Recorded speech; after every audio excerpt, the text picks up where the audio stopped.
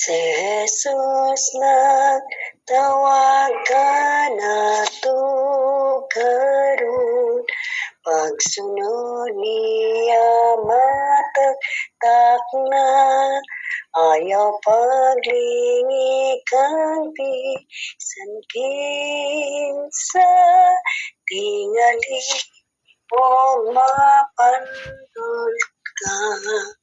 Unong nga sa pagtanaw sa uban, kay makita mong kapagyasan,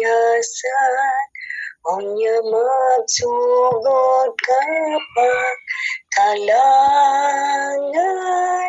masiran ka sa kaluwasan, padayon lang pagtuto sa Ginoo, tinguhaan nga maputli ka, kay pinaagi lamang kaniya, mahimo nga mahingpit ka. Hunong na sa pagtanaw sa uban, kay makita mong kapagyasan, unya magsugod kapag kalangan, masiran ka sa kaluwasan, susiyang kaugalingon nimo, nga naa ka ba sa pagtuo, idugtong sa ato Ginoo, ilaki ang sala nimo.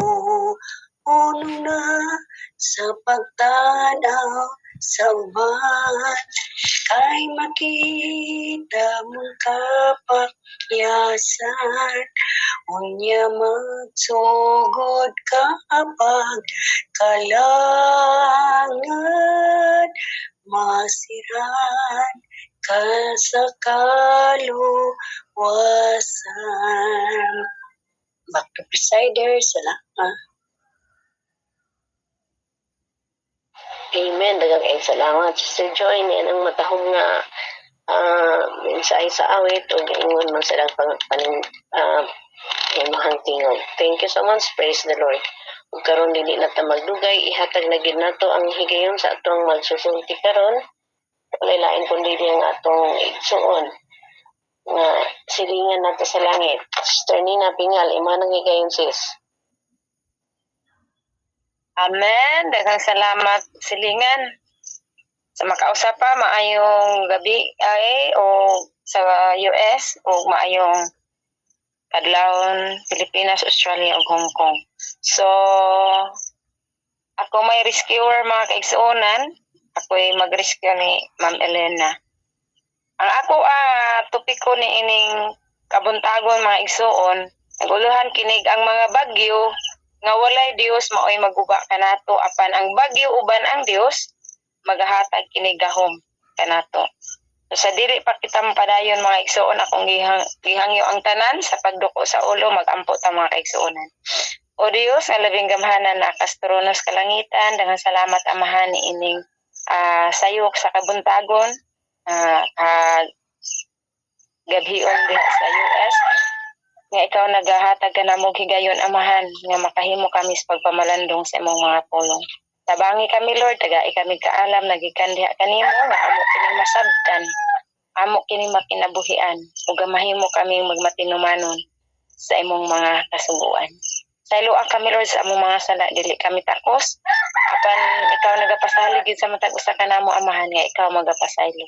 Hinaot pa anta Lord nga kining mga pulong nga amo ang pagtukion karon, mahimo kining pundasyon sa mong pagtuog pagpangalaga diha kanimo nga bisan pa man sa mga problema, mga pagsuway, mga nagkalain-laing bagyo sa among kinabuhi amahan.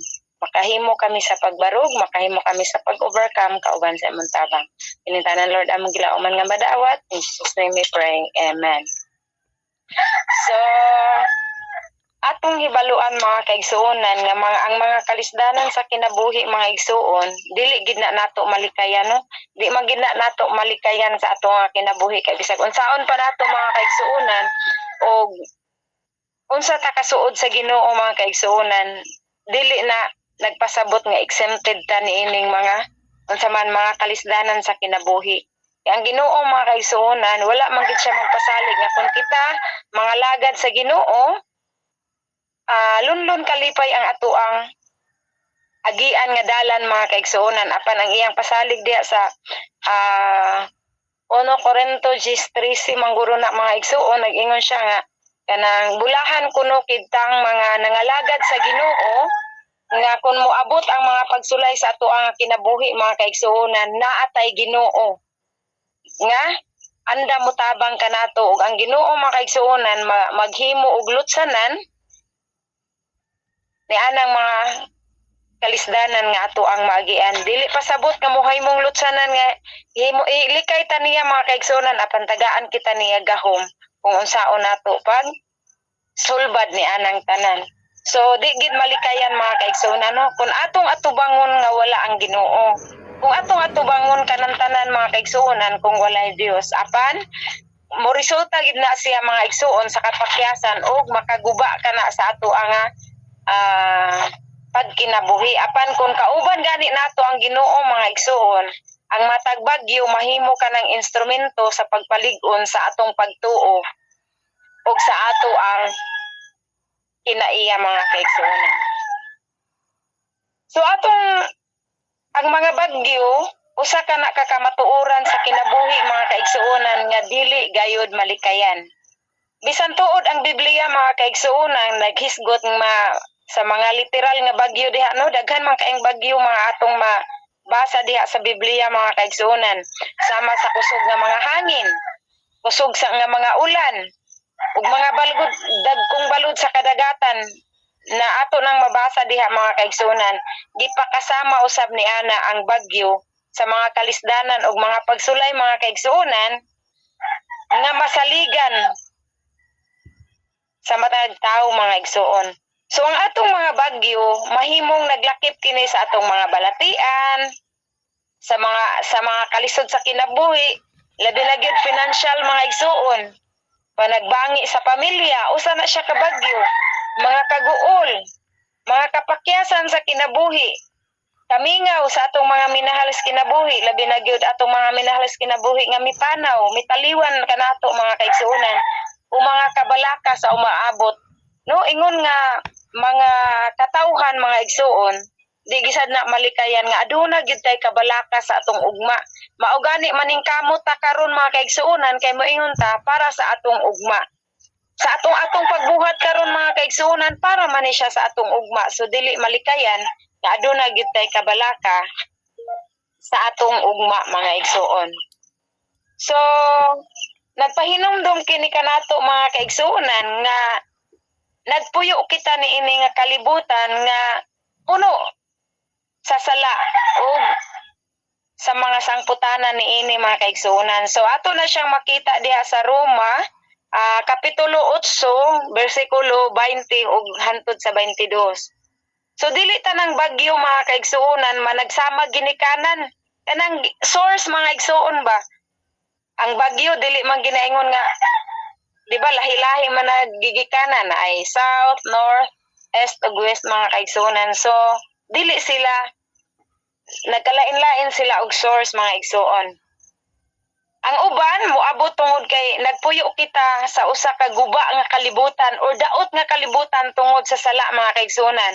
Ang uban tungod sa atong kaugalingon nga mga desisyon. Di ba usahay mga kaigsuonan moabot ning mga problema sa ato ang kinabuhi tungod sa atong sayop nga pagpili mga kaigsuonan. Desisyon sa kinabuhi nga usahay mo desisyon ta nga wala nato sangpita ang Ginoo mga kaigsuonan. Makita na siya sa Galacia 6 bersikulo 7 ug 8. Ug ang uban mga kaigsuonan gitugot gyud kana sa Dios aron malig-on ang atong pagtuo. So daghang mga kapakyasan, mga kalisdanan nga moabot sa atong kinabuhi mga kaigsuonan gitugutan ka na sa Ginoo aron malig-on ang atong pagtuo mga igsoon. Mabasa ka na siya sa Santiago 1 versikulo 2 hangtod sa 4. Kamo na lang magbasa anak mga igsoon.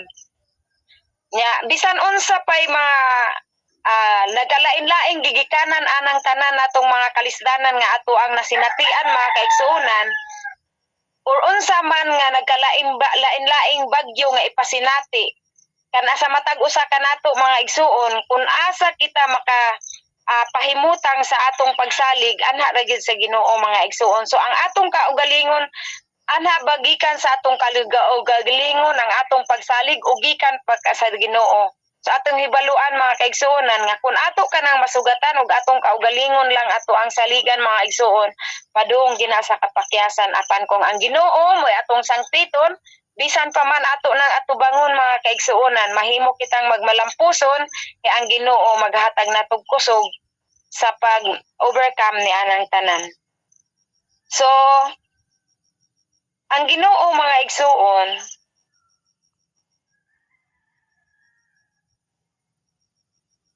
wala na maghatag ni ana sa ato ang kinabuhi mga kaigsuonan aron maguba ang ato ang kinabuhi or mahisalaag kita sa ato ang pagpangalagad mga kaigsuonan, kundi iya hagid nang ipasinati sa matag usa kanato aron kita mahimong malig-on. Kaya ang pinadayag mga kaigsuonan nag sulti didto nga walay makaadto sa langit mga kaigsuonan nga wala maka-experience og mga kasakit na ining kalibutana mga kaigsuonan. Wala makaagi og mga pagsulay, wala makaagi og mga kasakit, mga kalisdanan ni ining kalibutana. So kinahanglan di ay mga igsuon nga ang mga katawhan nga nangalagad sa Ginoo mga kaigsuonan makasinati gid ni ining tanan mga igsuon. So ang atong pagpuyo ni ining kalibutana mga igsuon maka-experience siya gitaana ingon nga pagpalig-on sa ato nga pagtuo mga kaigsuonan.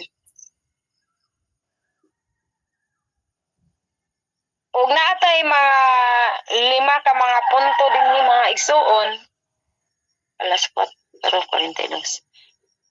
Ang unang punto mga kaigsuonan, ang mga bagyo nga walay Dios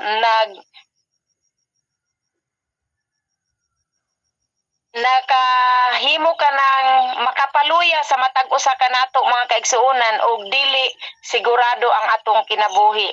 So diha sa Mateo 7 versikulo 26 ug 27 mga kaigsuonan atong mabasa diha nga ang balay nga gitukod diha sa balas. Kung kita magtukod og balay mga kaigsuonan diha sa balas, dili lig-on ang atong pundasyon.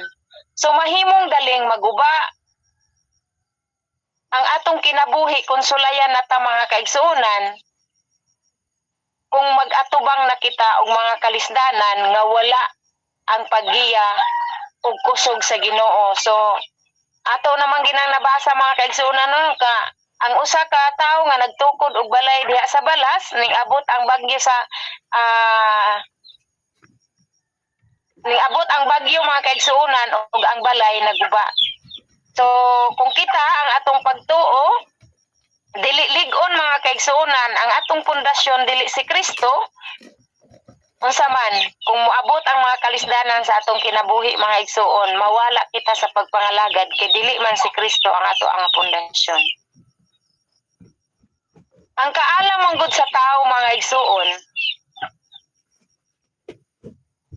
kining ato sa bahandi, kining atong relasyon ug atong abilidad mga igsuon, aduna kini bili apan dili kini makahatag og mahalaho tayong seguridad sa panahon sa grabing krisis. So naaman tay ang ato amang mga naamay limitasyon ta mga igsuon. Siguro makaingon ta mga igsuon nga bright nako or lig-on ako sa akong pagtuo, lig-on ang akong relasyon diha sa Ginoo, apan atong hibaluan mga kaigsuonan nga duna gyud kini limitasyon. O dili ni siya mulahutay mga igsuon kung kita lang sa atong kaugalingon, apan kung si Kristo naa diha mga kaigsuonan atong gipapuyo sa ato ang kaugalingon, mahimo kitang lig-on mga igsoon. So unsa man day resulta sa walay Dios mga igsoon? Gipakahikasama kini ni Hesus nga ang tao nga naminaw sa ihang pulong apan wala magtuman niini sa usa ka tawo nga nagtukod sa iyang balay diha sa balas, pag abot sa bagyo mga igsoon, naguba kini ang iyahang gitukod nga balay tungod kay huyang ug walay lig-on nga pundasyon. So unsa man day kahulugan niini sa atong kinabuhi mga igsoon? So ang kinabuhi nga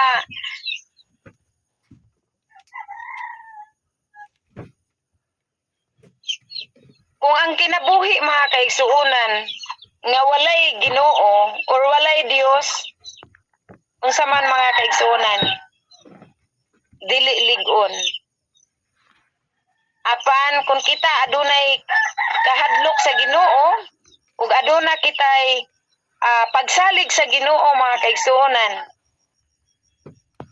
aduna kitay paglaom, aduna kitay pagsalig mga kaigsuonan nga bisan unsa man ang atong masugatan, adunay Ginoo nga mutabang kanato mga igsoon.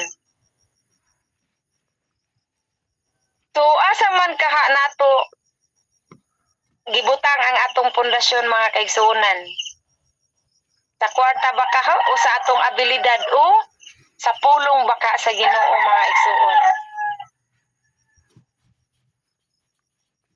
Nasinati ba nato mga igsuon ang grabing kabalaka karon tungod kay gisulayan kita pagdala sa bagyo sa nagkalain-laing kinabuhi mga igsuon? Mao na dakong pangutana sa atong kinabuhi no nga kana nakasinati na baka kita niini mga kaigsuonan. Ug ang ikaduhang punto diri mga kaigsuonan is gigamit sa Dios ang mga bagyo aron patubuon ang atong pagtuo. Diha sa Santiago 2 mga kaigsuonan, ang 1 versikulo 2 hangtod sa 4 ug 1 Pedro 1 6 ug 7, bisan pa mga kaigsuonan, mga kasakit ang mga pag-antos, gamiton kini sa Ginoo mga igsuon alang sa atong espirituhanong pagtubo. So ang lisod nga panahon mga kaigsuonan, nagtudlo kanato og mga leksyon nga dili matudlo sa kaharuhay ug kalampusan. So kana mga kaigsuonan, gamiton sad na siya sa Ginoo aron ang atong pagtuo mahimo kaning magmalambo mga igsuon, mutubo. Kay sa tanong pabitaw mga kaigsuonan sa atong mga leksyon nga mingagi mga kaigsuonan no nga, ang usa ka tanom kinahanglan gina siya pung ulan mga igsuon aron mo samba siya mga kaigsuonan og daghang mubunga siya og mas daghan pa. Kay ang usa nimo kasanga nga imuhang putlon mga igsuon, inig pananga ana niya sanga man na siya daghan mga kaigsuonan, so mubunga sad na siya daghan. Mao na nga kita sad mga kaigsuonan sa ato nga pagkinabuhi ingon nga Kristohanon, usahay kining mga kalisod, mga kabalaka sa kinabuhi, mga problema sa kinabuhi, mao nay mupungol sa ato mga kaigsuonan, moabot na sa ato nga kinabuhi kay aron anha ta mahimong malig-on mga kaigsuonan. So pinaagi sa mga pagsulay, gipalambo sa Dios o ang paglahutay, ang pagkamapaubsanon, ang pagkamapailubon, ug ang hingpit nga pagsalig diha sa Ginoo mga kaigsuonan. Gidasig kita ni Santiago mga igsuon nga ang magtotoo nga mulantaw sa mga pagsulay gikan sa paglantaw sa Dios tungod kay ang pagsulay sa pagtuo mo resulta kana sa paglahutay paingon sa pagkahamtong.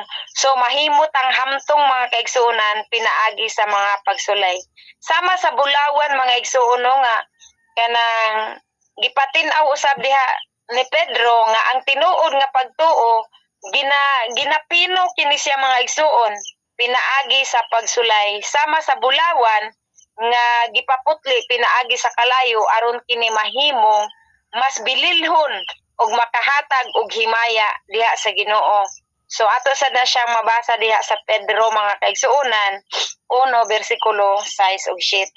So unsa may aplikasyon sa atong kinabuhi ana mga igsuon? Imbis nga mangutana kita og nganong nahitabo kini kanako,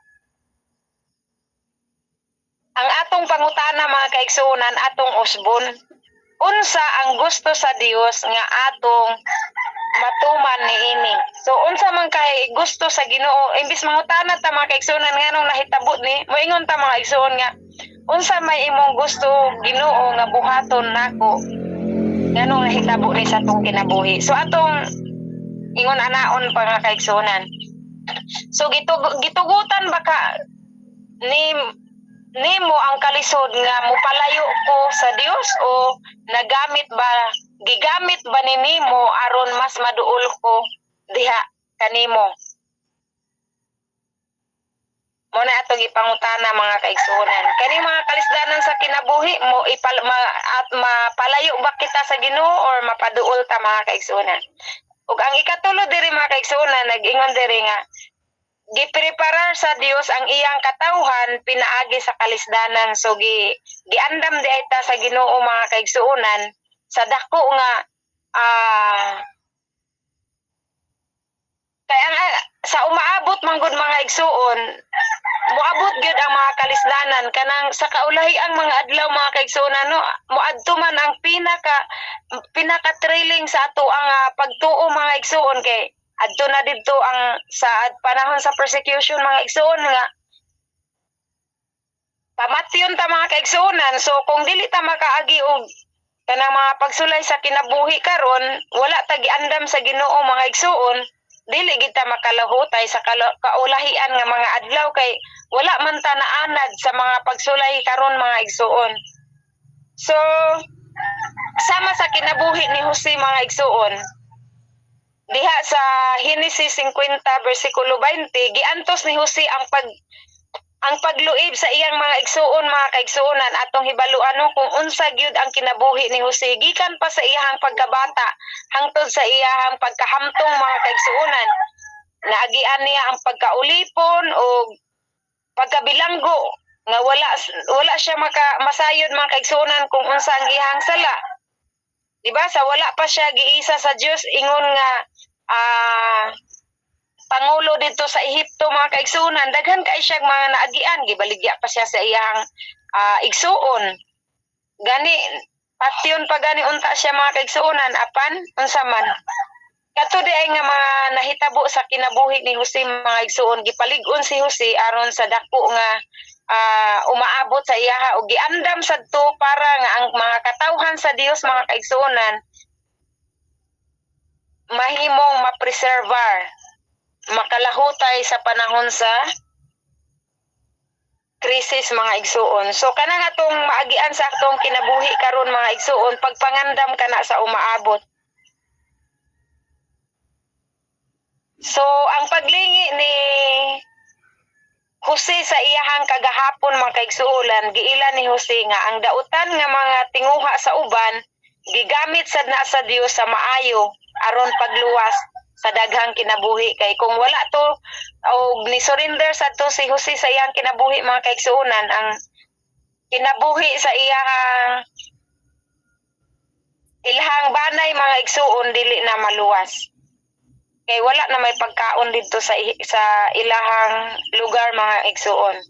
So ang kinabuhi ni Job, ang nagian ni Job mga kaigsuonan, iyang nasinatian sa iyang kinabuhi, gani ang iyang asawa mismo mga kaigsuonan nag-ingon na niya nga biyaan ang iyang Dios kay ang Ginoo nga iyang gialagaran wala na atiman kaniya, gipasagdan siya mga kaigsuonan, nag-ingon ang iyang asawa. So biyain ang imong Ginoo unsa may tubag ni Job mga kaigsuonan. Andam ra ba di ta mudawat og kalipay og ang kasakit sa kinabuhi dili nato dawaton. Unsay giingon ni Job?